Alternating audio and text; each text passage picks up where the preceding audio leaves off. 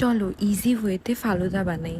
ফার্স্টে আমি দুধ বয়েল করে নিব, আর দুধের মধ্যে আমি 1 গ্লাস পানি মিশিয়েছি, কারণ দুধ শুকিয়ে অনেক ঘন হয়ে যাবে।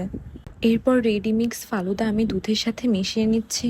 যেহেতু রেডি মিক্সড ফালুদার মধ্যে নুডলস আর সাবুদানা বাদেও চিনি দেওয়া থাকে, সেহেতু এগুলো সেদ্ধ হতে কিন্তু অনেক সময় লাগে, তাই আমি এগুলো ঢেকে ঢেকে সেদ্ধ করে নিয়েছি।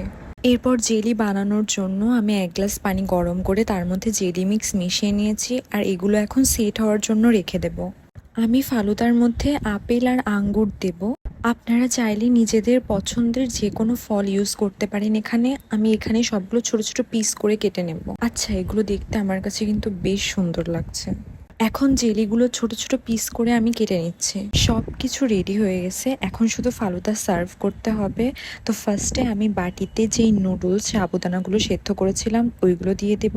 এরপর জেলি দিয়ে দিচ্ছি, আমার কেটে রাখা ফলগুলো ওপরে দিয়ে দিব। ফালুদার জন্য আমি যে আইসক্রিমটা ইউজ করছি এটা হচ্ছে butter Scotch ice cream. Butter Scotch ice cream আমার খুবই ভালো লাগে। ফালুদার মধ্যে বাটার স্কচ আইসক্রিমের ফ্লেভারটা কিন্তু খুবই ভালো লাগে, তাই আমি সবসময় ট্রাই করি ফালুদা বানালে যাতে বাটার স্কচ আইসক্রিমটা দিয়ে বানাই। এই যে আমার ফালুদা রেডি।